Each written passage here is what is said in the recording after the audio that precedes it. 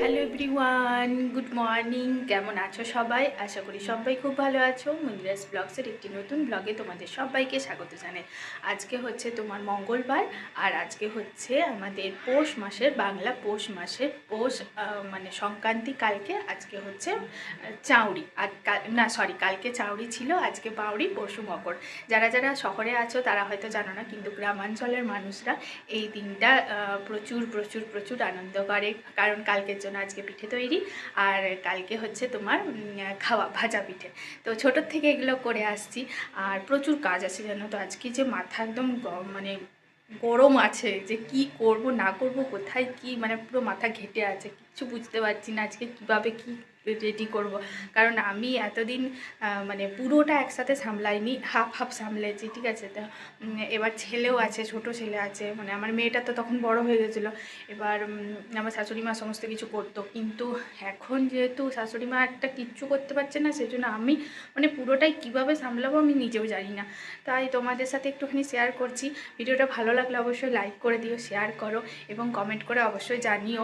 আর যারা যারা এখনও চ্যানেলটি সাবস্ক্রাইব করোনি তারা অবশ্যই কিন্তু সাবস্ক্রাইব করে আমার পাশে থেকো। ভিডিও বানাতে সত্যিই খুব কষ্ট লাগে, তোমাদের একটু সহযোগিতা পেলে আমি মোটিভেট হই, আর ভিডিও বানানোর আগ্রহটা বাড়ে। তো চলো বেশি কথা বলবো না। এই যে দেখো, কুকারটা কালকে পুরো ডাল দিতে সেদ্ধ করতে দিয়েছিলাম, পুরো ডালে ভর্তি হয়ে গেছে, কালকে দেওয়া হয়নি ভেজাতে। আজকে যাই হোক আলুগুলো সেদ্ধ করে নিই, তারপরে তোমার দিয়ে দেবো। মানে দিদি সকালে কাজ করে চলে গেছে, যেহেতু আমি তোমার আলুগুলো দেবো বলে ওই জন্য আমি আজকে কুকারটা দিইনি। তো এটা করে নিই, তারপর ভিজিয়ে দেবো।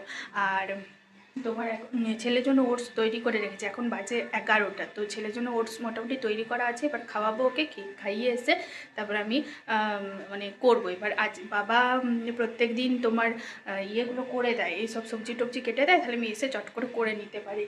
কিন্তু আজকে তোমার বাবা করতে পারেনি, কারণ কি হচ্ছে যে বাবা আজকে বসেছে পিঠে তৈরি করতে, তো মানে গড়তে আর কি, মাখতে গড়তে, যেহেতু আমি অতটা আমার পক্ষে সম্ভব হবে না একসাথে করা। তো ওই জন্য। আর বাবা প্রতি বছরই সাহায্য করে, এমনটা নয় যে আমার বেলাতেই সাহায্য করছে, মা যখন তৈরি করতো তখনও করে দিত। তো যাই হোক চলো, আমি এটা বসিয়ে দিই, তারপর তোমাদেরকে দেখাচ্ছি। চলো, আমার শ্বশুরমশাই পিঠে গড়ছেন, সেটা তোমাদের সাথে শেয়ার করছি। তো ভিডিওটা স্কিপ না করে দেখতে থাকো তোমরা। আমি আগের দিনে নারকেল নাড়ু বানিয়ে রেখেছিলাম, মানে নারকেল পুর।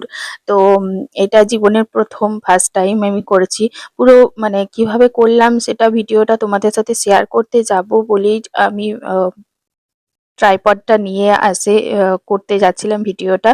বাট আমার জানি না এবারে 2026-এ প্রথম থেকে কি অবস্থা হলো, আমার ট্রাইপডটা গেছে ভেঙে। মানে যেখানে মেন তোমার দেবো আমি ফোনটা রাখবো, সেখানেই কিন্তু আহ, ভেঙে গেছে।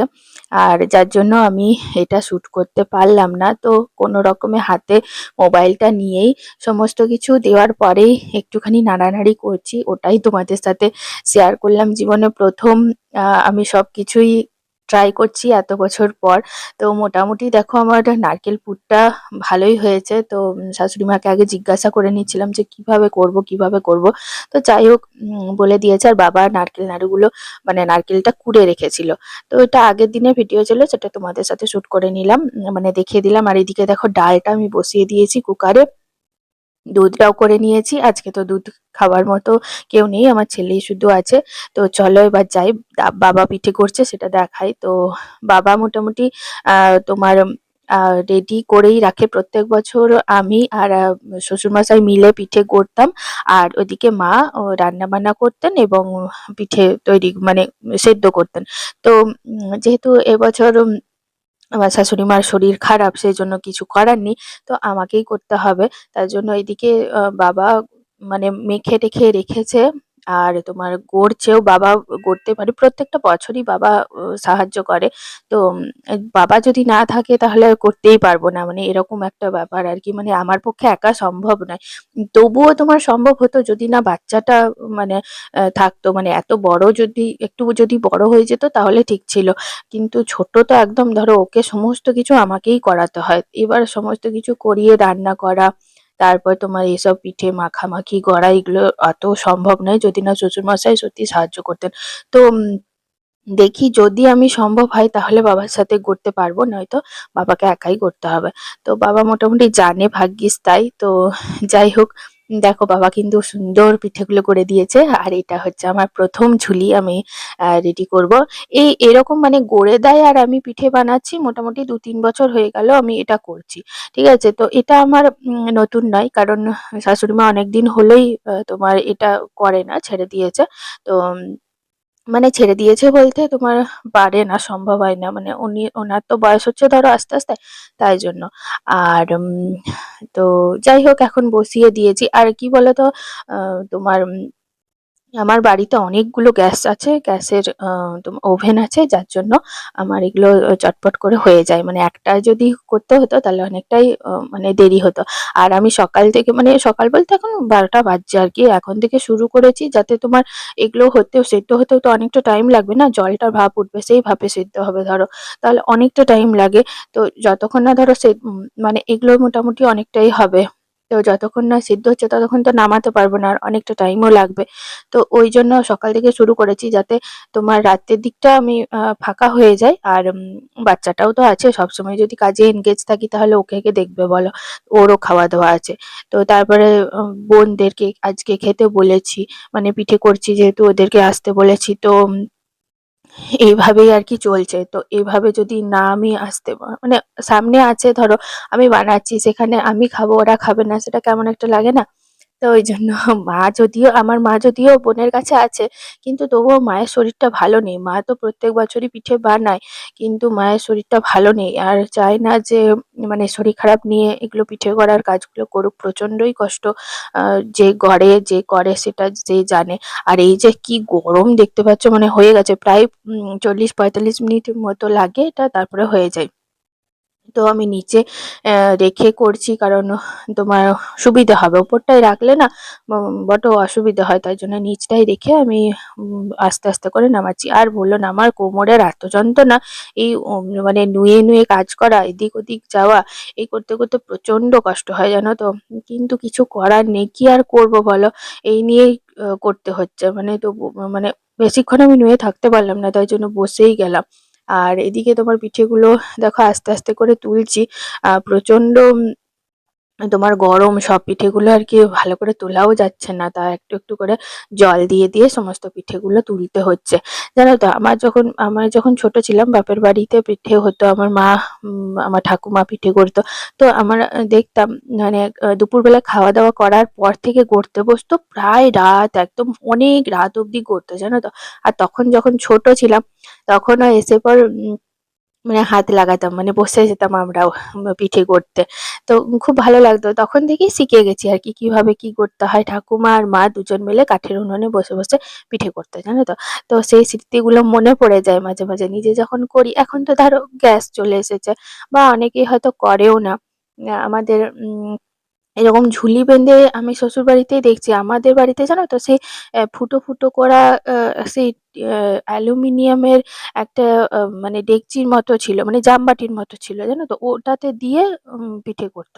তো ঝুলি বানতে হয় জানি, বলে ঝুলি পিঠে বানতে হয়। তো আমার বাড়িতেও আছে, কিন্তু ওটা তোমার হয় না। মানে হাঁড়ির মুখে ঠিকঠাক বসে না।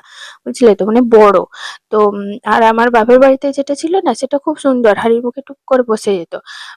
তো মানে পুরো ভাবটাই আরকি ওই মানে ওই জায়গাটাই পেত আরকি। আর এটাতে পাবে না। এটাতে চারদিকে বেরিয়ে যাবে।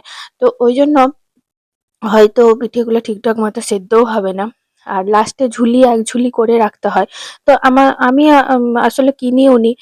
তো এরকম কাপড় বেঁধেই হয়। দেখি আমি পরের বার যদি পাই মেলাতে তখন কিনবো, বা অন্য কোনো দোকানে গিয়েও কিনে নিতে পারি। তাহলে এই মানে কাপড় বেঁধে আর করতে হবে না। কাপড়ে লেগে-টেগে যায়, তাই না? তো আ ওইটা হলে সুবিধেও হয়। এখন বুঝতে পারছি। কাপড়ে বেশ মানে লেগে যায় তো, দিয়ে তোমার পিঠেগুলো পুরো শক্তও হয়ে যায়। আর ওইটা হলে কি হবে, মানে জাস্ট নামিয়ে নিতে পারবো, ঢেলে নিতে পারবো। এটাতে মানে পিঠাগুলো তুলতেও অসুবিধা হয়। যেটা দেখতে পাচ্ছি। তো কোনো রকমে আমি আরকি প্রতি বছরই ভাবি জানো তো? দিয়ে ভুলে যাই। মানে সে এটা তো সে বছরে একবার হয়। ধরো এটা যদি ১২ মাস থাকতো তাহলে অতটাও ইয়ে হতো না। তো এবার বছরে একবার হয় বলে মনেও থাকে না, ভুলেও যায়। তো এবারে ভাবছি যে মনে করে একটা কিনতে হবে। দেখি রথের মেলাতে যদি পেয়ে যাই তাহলে ভালো। আর যদি না পাই তো আমার আসলে বাজার দোকান করতে যাওয়া হয় না, জানো তো। কেন বলো তো? কারণ আমার বাড়িতে এত কিছু কাজ থাকে না, তারপরে আর মনে হয় না যে যাই। আর আমার যাওয়া মানে হচ্ছে আমার ছেলেকে সঙ্গে নিয়ে যাও। তার ছেলেকে নিয়ে গেলে মানে এত বায়না করে এখন, তো ওই জন্য আমি ঠিক করে ইয়েও করতেও পারি না। মানে করতেও পারি না আরকি।